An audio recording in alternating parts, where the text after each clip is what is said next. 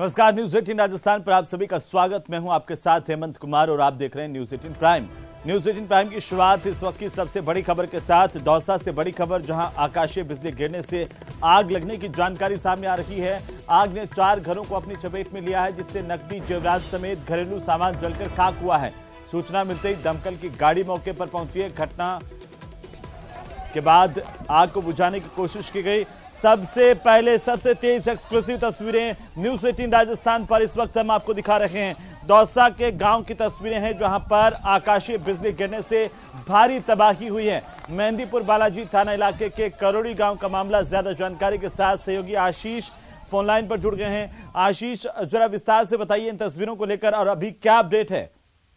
बिल्कुल, दोपहर बाद से ही दौसा में बारिश का दौर जारी था। अभी कुछ देर पहले ये करोड़ी गांव में आकाशीय बिजली गिरी है और शाम का समय था, बारिश आ रही थी। ऐसे में घर के जो सभी सदस्य हैं वो घरों में दुबके हुए थे। ये कच्चे मकान थे। जैसे ही ये आकाशीय बिजली कच्चे मकानों पर गिरी तो उसमें आग लग गई, जिसके बाद जो अंदर घरों में लोग थे वो अपनी जान बचाकर भागे हैं। एक के बाद एक कुल 4 कच्चे घरों में आग लगी है। जो घटना की सूचना के बाद मेहंदीपुर बालाजी थाना पुलिस और दमकल की गाड़ियां मौके पर पहुंची है। 2 दमकल की गाड़ियों ने मौके पर जाकर आग पर काबू पाया है, लेकिन तब तक सब कुछ जलकर राख हो चुका था। करीब 80 बोरी गेहूं, 80 क्विंटल गेहूं इस पूरे घटनाक्रम में जले हैं। घरेलू सामान, नकदी और जेवरात भी जले हैं। ऐसे में बड़ा नुकसान यहाँ पर हुआ है। दूसरी घटना केसरी का बास गांव में हुई है, जहां आकाशीय बिजली गिरने से एक महिला की मौत हो गई है। ऐसे में 2 गांवों में अलग अलग घटनाएं हुई है। आशीष, इन तस्वीरों को लेकर के अभी क्या ये आग बुझा ली गई है और जिनके घरों में आग लगी, जिससे तबाही फैली है यहाँ पर, उनका कोई नाम पता सामने आया है? बिल्कुल, वो करोड़ी गांव के स्थानीय लोग हैं। 4 अलग अलग नाम हैं उनके, एक ही गांव के लोग हैं ये सब। और उनके घरों पर ये नुकसान हुआ है, जिसमें सबसे बड़ा नुकसान 80 बोरी गेहूं का नुकसान हुआ है और जेवरात और नकदी भी इस पूरे घटनाक्रम में, इस अग्निकांड में जले हैं। साथ ही घरेलू सामान जला है, यानी 4 कच्चों घरों में जो भी सामान था वो पूरी तरह जलकर राख हो गया। गनीमत ये रही कि किसी प्रकार की जनहानि नहीं हुई। करीब 4 घरों में 8 से 10 लोग थे जो अंदर घरों के प्रशासन के भी किसी अधिकारियों के पहुंचने की खबर मिली है आशीष यहाँ पर करोड़ी गांव में? बिल्कुल, स्थानीय प्रशासन, जो पुलिस का महकमा मौके पर पहुंच गया था और पटवारी सहित जो स्थानीय जो अधिकारी होते हैं वो मौके पर पहुंचे हैं। पूरे नुकसान की रिपोर्ट तैयार की जा रही है और भरोसा दिया जा रहा है इस परिवार को कि किसी भी प्रकार का राज्य सरकार के माध्यम से उनको सहायता दिलवाई जाएगी। फिलहाल मौके पर जो ग्रामीणों और दमकल की जो टीम है उन्होंने आग पर काबू पा लिया गया है। लेकिन बिल्कुल आशीष, चलिए बहुत शुक्रिया तमाम जानकारी के लिए। एक्सक्लूसिव तस्वीरें करोड़ी गाँव की है। दौसा के करोड़ी गाँव में आकाशीय बिजली गिरने से भारी तबाही मची है। 4 घरों में आग लगी, जिनका सामान पूरी तरह से जलकर खाक हो गया है और अब इन गरीबों के छत पर ना आसरा है, ना ही जरूरी सामान है। तो ऐसे में प्रशासन से लगातार गुहार लगाई जा रही है कि इन्हें तुरंत राहत प्रदान की जाए। रहने खाने को लेकर के भी अब इनके सामने बड़ी परेशानी पैदा हो गई है। तो चलिए आगे बढ़ेंगे। कट्टरपंथी उपदेशक और खालिस्तान समर्थक अमृतपाल सिंह अभी भी फरार है और इसी बीच पुलिस ने जानकारी दी है कि शनिवार को अमृतपाल सिंह किस तरह से उनकी आंख में धूल झोंक कर फरार हुआ। जालंधर के डीआईजी स्वप्न शर्मा ने रविवार को कहा कि पीछा करने के दौरान अमृतपाल सिंह ने कई बार अपना रास्ता बदला। 12 से लेकर 13 किलोमीटर लंबी एक लेन की लिंक रोड पर यह पहुंच गया और इसी दौरान इसकी कई बाइकों से टक्कर भी हुई थी। डीआईजी ने यह भी बताया है कि बाइकों का मकसद उनको रोकना था। वहीं पंजाब में खालिस्तान समर्थक और वारिस पंजाब दे संगठन के प्रमुख अमृतपाल सिंह के मामले के मद्देनजर पुलिस ने मोहाली में फ्लैग मार्च किया है। पुलिस अमृतपाल सिंह को गिरफ्तार करने के लिए सर्च ऑपरेशन चला रही है। वहीं पुलिस ने 7 लोगों को ब्यास कोर्ट में पेश किया है। इधर जालंधर रेंज के डीआईजी ने एक प्रेस कॉन्फ्रेंस की, जिसमें अमृतपाल के पाकिस्तानी खुफिया एजेंसी आईएसआई से कनेक्शन का खुलासा किया गया है और ऐसे में अब इस केस में एनआईए की एंट्री हो सकती है। पुलिस ने एक और बड़ा खुलासा किया है, जिसके मुताबिक अमृतपाल ने आनंदपुर खालसा फोर्स नाम से एक प्राइवेट आर्मी बनाने की तैयारी कर रखी थी। पुलिस को अमृतपाल के करीबी से 100 से ज्यादा अवैध कारतूस मिले हैं। हालांकि पुलिस की जांच अभी जारी है। अमृतपाल की जो तलाशी है और उसकी खोजबीन जो है वो भी पुलिस की तरफ से तेज कर दी गई है। देखिए, आज टोटल 7 लोगों को मानयोग अदालत में पेश किया गया था। और इनका जो 23 तारीख तक का जो रिमांड मिला है, 23 तारीख को दोबारा इनको जो है वो हम माननीय अदालत में पेश करेंगे। 4 दिन का हो गया, 23 तारीख तक है जी। Thank you. पंजाब पुलिस जो भी अपना काम करती है हमेशा कानून के दायरे च रह के करती है। कल जिहड़ा पंजाब पुलिस ने नाका लाया होया सीगा अमृतपाल सिंह नूं अरेस्ट करने वास्ते, जिहड़ा कि एक केस दे विच वांटेड आ, वो नाका महतपुर दे लागे पूरे पब्लिक व्यू दे विच नाका लग्या सीगा। उत्थे सीसीटीवी कैमराज लगे होए उस जगह के उत्ते, और उतों वो दौड़िया सीगा, जिहड़ा कि सारिआं नूं पता वा। फरदर अगे भी जो भी पंजाब पुलिस काम करेगी इस केस दे विच पूरे कानून के दायरे दे विच रह के करेगी। हर एक नूं अपना लीगल राइट है, जो लीगल रेमेडीज कानून हर एक बंदे नूं दिंदा है, वो रेमेडीज हर बंदा अवेल कर सकता है। देखो ਅਸੀਂ टाइम टू टाइम ਪਹਿਲਾਂ ਵੀ मोहाली ਦੇ ਵਿੱਚ ਔਰ ਸਾਰੇ ਪੰਜਾਬ ਦੇ ਵਿੱਚ ਸਾਡੇ ਮਾਨਯੋਗ ਸੀਐਮ ਸਾਹਿਬ ਤੇ ਮਾਨਯੋਗ ਡੀਜੀ ਸਾਹਿਬ ਦੇ ਦਿਸ਼ਾ ਨਿਰਦੇਸ਼ ਤੇ ਸੈਂਸ ਆਫ ਸਿਕਿਉਰਿਟੀ ਪ੍ਰਦਾਨ ਕਰਨ ਵਾਸਤੇ ਸਿਟੀਜ਼ਨਸ ਨੂੰ ਫਲੈਗ ਮਾਰਚ ਔਰ ਆਪਰੇਸ਼ਨ ਸਪੈਸ਼ਲ ਕੀਤੇ ਜਾ ਰਹੇ ਨੇ, ਔਰ ਉਹਦੇ 'ਚ ਜਿਹੜੀ ਪੈਰਾਮਿਲਟਰੀ ਫੋਰਸ ਆ ਸਾਨੂੰ ਮਿਲੀ ਹੈ ਉਹਦਾ ਪੂਰਾ ਯੂਜ਼ੇਜ ਕੀਤਾ जा रहा है। तो वहीं कांग्रेस नेता राहुल गांधी ने भारत छोड़ो यात्रा के दौरान महिलाओं के यौन उत्पीड़न से जुड़े हुए अपने बयान के संबंध में अब दिल्ली पुलिस के नोटिस का रविवार को प्रारंभिक जवाब भेज दिया है। 45 दिन की देरी के बाद अचानक की गई इस कार्रवाई को लेकर राहुल गांधी ने बड़े सवाल खड़े किए हैं। सूत्रों से मिली जानकारी के मुताबिक ये बताया गया कि पिछले 5 दिन में पुलिस के ओर से तीसरी बार राहुल गांधी के आवास पर पहुंचने के कुछ घंटे बाद कांग्रेस के पूर्व अध्यक्ष ने 4 पन्नों के अपने जवाब में 10 बिंदुओं का उल्लेख किया है, जिक्र किया है। साथ ही कांग्रेस नेता की 30 जनवरी की टिप्पणी को लेकर दिल्ली पुलिस के नोटिस का विस्तृत जवाब देने के लिए 8 से 10 दिनों का समय मांगा गया है। वहीं राहुल गांधी को लेकर के अब सियासत तेज हो गई है। कांग्रेस पार्टी के ट्विटर हैंडल से राहुल गांधी की एक तस्वीर शेयर कर उनकी तुलना वीर सावरकर से करने पर बीजेपी के वरिष्ठ नेता और देश के कानून मंत्री किरण रिजिजू ने आड़े हाथों लिया है।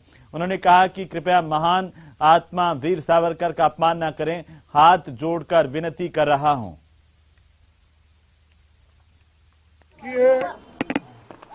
इश्यू को डाइवर्ट करने के लिए, अदानी को बचाने के लिए वो इस तरीके के सवाल पूछ रहे हैं और पुलिस को भेजकर वो इश्यू को अलग करना चाहते हैं, लेकिन उन्होंने अदानी को कितनी भी कोशिश करे बचाने की, हम उनको सवाल पूछते रहेंगे और घेरते रहेंगे और इसके लिए लड़ते रहेंगे।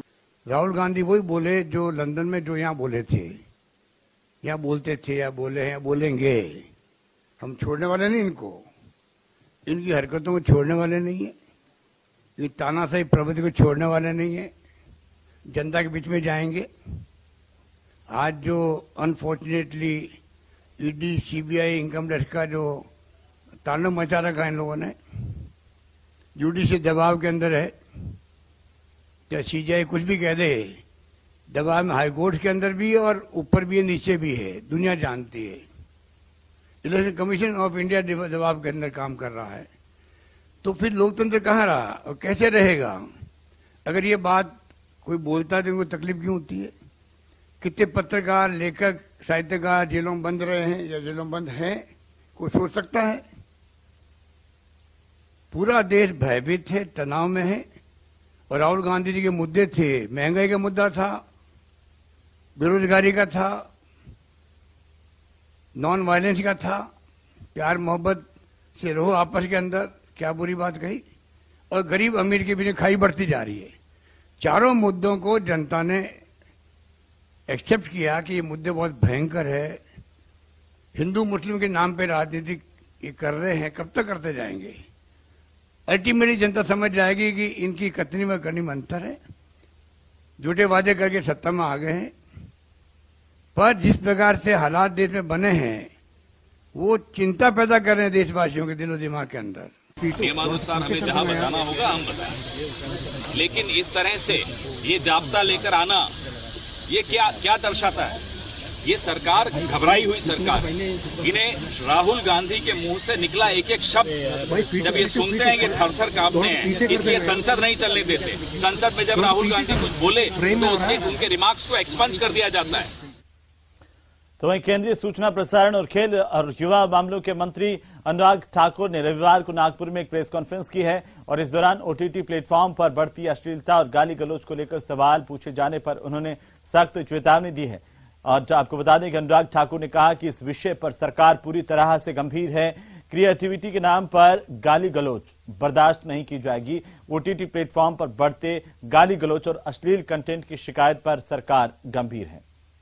मुझे लगता है ये हाल ही में बहुत शिकायतें हैं ये जो ओटीटी प्लेटफॉर्म्स की बढ़ी है।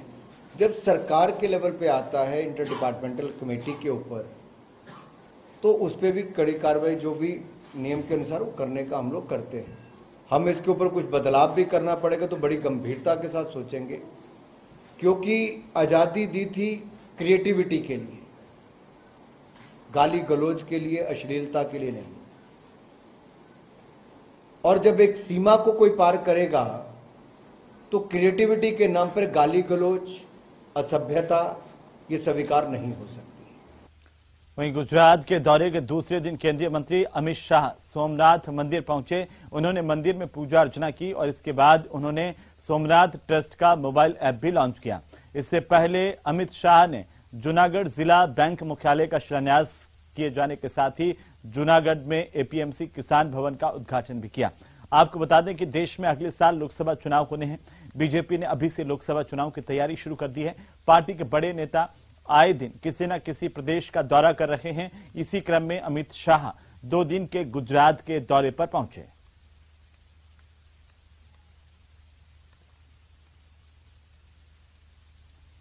तो वहीं भारतीय जनता पार्टी के राष्ट्रीय अध्यक्ष जेपी नड्डा ने उद्घाटन किया है। भाजपा युवा मोर्चा राष्ट्रीय युवा संसद की उन्होंने शुरुआत की। जेपी नड्डा ने वीडियो कॉन्फ्रेंसिंग के जरिए इसे संबोधित भी किया। कहा, प्रधानमंत्री नरेंद्र मोदी ने सियासत को बदला है, न्यू इंडिया का सपना लेकर आगे बढ़ रहे हैं। उन्होंने कहा कि प्रधानमंत्री विदेश जाकर देश को कमान बढ़ाते हैं और राहुल गांधी विदेश जाकर के देश को बदनाम करते हैं।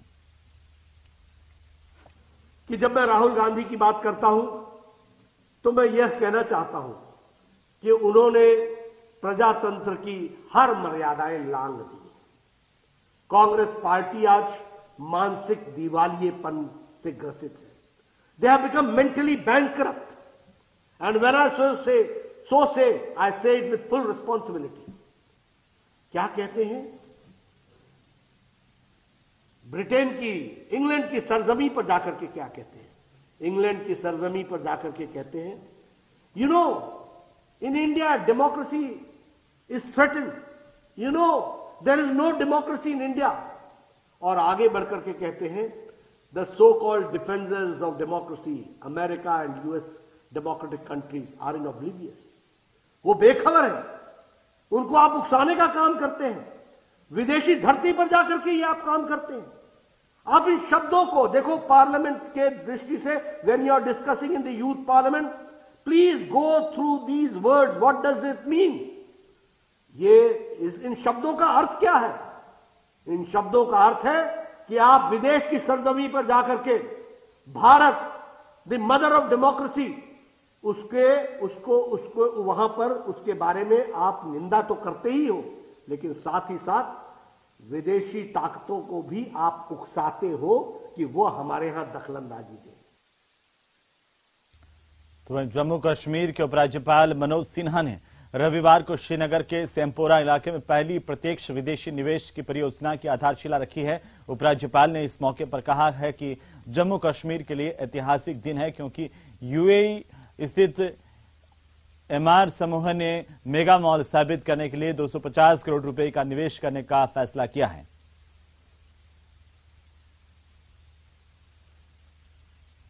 वही मैंने कहा कि ये एक ऐतिहासिक दिन है और आज 500 करोड़ रुपए के इन्वेस्टमेंट, माने फॉरेन डायरेक्ट इन्वेस्टमेंट का मार्ग प्रशस्त हुआ है।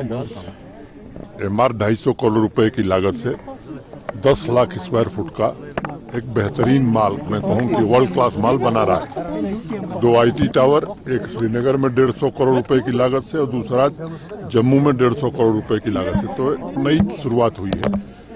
जो इंडिया और यूएई बिजनेस काउंसिल है, उसके चेयरमैन, वाइस चेयरमैन, उसके सीनियर मेंबर्स, यूएई के कई इन्वेस्टर्स, कुछ देश के भी लोग आए हुए थे। चलिए आगे बढ़ेंगे और इसी बीच राजधानी जयपुर से बड़ी खबर मिल रही है, जहां पर मुख्यमंत्री अशोक गहलोत सोमवार को विधानसभा में मिलेट लंच देंगे। विधानसभा के सभी सदस्यों को मिलेट लंच के लिए आमंत्रित किया गया है। कल ये लंच होगा जिसमें मोटे अनाज से बने हुए पकवान परोसे जाएंगे। आपको बता दें कि संयुक्त राष्ट्र संघ की ओर से 2023 को मिलेट ईयर घोषित किया हुआ है। केंद्र सरकार से लगाकर राज्य सरकार भी अब लगातार मिलेट को लेकर के प्रोत्साहित कर रहे हैं। अपने खाने में इसे कैसे शामिल किया जाए ये बहुत महत्वपूर्ण है। असम के राज्यपाल गुलाब चंद कटारिया भी इस दौरान मिलेट लंच में आमंत्रित किए गए हैं। प्रधानमंत्री मोदी की पहल पर WHO ने 2023 को मिलेट ईयर घोषित किया है। पहली बार राजस्थान विधानसभा में मिलेट लंच का आयोजन किया गया है।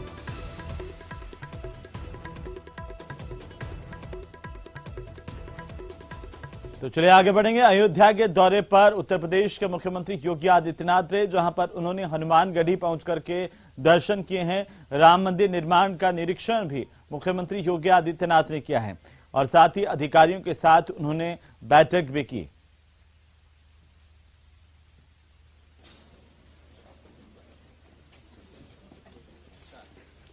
तो वहीं केंद्रीय रेल मंत्री अश्विनी वैष्णव ने नई दिल्ली अजमेर शताब्दी एक्सप्रेस ट्रेन का जायजा लिया। यात्रियों से सीधा संवाद किया, बातचीत की। रेल मंत्री ने इस दौरान ट्रेन का निरीक्षण करते हुए यात्रियों से फीडबैक लिया है। यात्रियों ने भी उनसे इस दौरान बातचीत की। सकारात्मक प्रतिक्रिया यात्रियों की तरफ से दी गई है। उन्होंने कहा कि यात्रियों की प्रतिक्रिया है कि ट्रेन में साफ सफाई पहले से अच्छी व्यवस्था में है। दिल्ली से जयपुर अजमेर रूट में वंदे भारत एक्सप्रेस ट्रेन को चलाने को लेकर के पहल की जाएगी, जिसकी जानकारी रेल मंत्री की ओर से दी गई है। पैसेंजर्स का ये फीडबैक है कि ट्रेन्स में साफ सफाई अच्छी है, टॉयलेट्स क्लीन रहने लगे हैं, प्लेटफॉर्म्स स्टेशन के साफ सुथरे रहने लगे। ये पिछले 7-8 वर्षों का जो बहुत बड़ा चेंज है, उस चेंज को पैसेंजर्स एक्नॉलेज कर रहे हैं। अभी तो आपने देखा बहन किशनगढ़ जा रही हैं तो बता रही थी अभी, वैसे ही और भी कई पैसेंजर्स ने जनरली सभी यही फीडबैक दिया। तो चलिए